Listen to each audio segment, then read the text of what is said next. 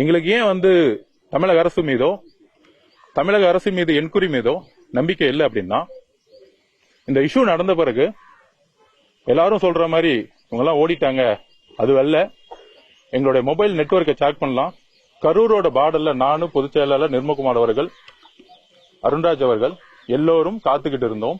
காவல்துறை வர வேணாம், வந்தா கலவரம் வரும், நிறைய பிரச்சனை நடக்கும்னு வலியுறுத்தினாங்க. அதையும் நாங்க தாக்கல் பண்ணுவோம்.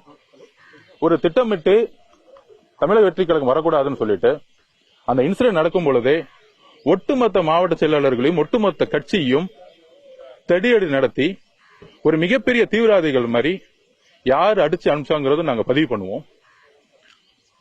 நாங்க அந்த இறப்பு ஏற்பட்ட உடனே நாங்களும் மனுஷங்க தான். எல்லாரும் சொல்ற மாதிரி 75 வருஷமா இருக்கிற 60 வருஷமா இருக்கிற அரசியல்வாதியும் கிடையாது. நாங்க ஒரு மனிதர்கள். அதுக்கப்புறம் தான் தலைவர்கள், அதுக்கப்புறம் தான் அரசியல். அப்படி இறப்பு ஏற்பட்ட உடனே முதல் 3 நாள் 4 நாள் என்ன செய்யணும்னே தெரியாது. ஏன்னா எங்களுக்குள்ள இன்னும் ஒரு மனிதாபிமானம் இருக்கு. எங்களுடைய உறவுகள் இருந்த பிறகு இப்ப என் வீட்டுல ஒரு அம்மாவோ ஒரு அப்பாவோ ஒரு அக்காவோ இறந்தா நான் மீடியால முன்னாடி நாங்க பேசிட்டு இருக்க மாட்டோம், உண்மையை சொல்லிட்டு இருக்க மாட்டோம்.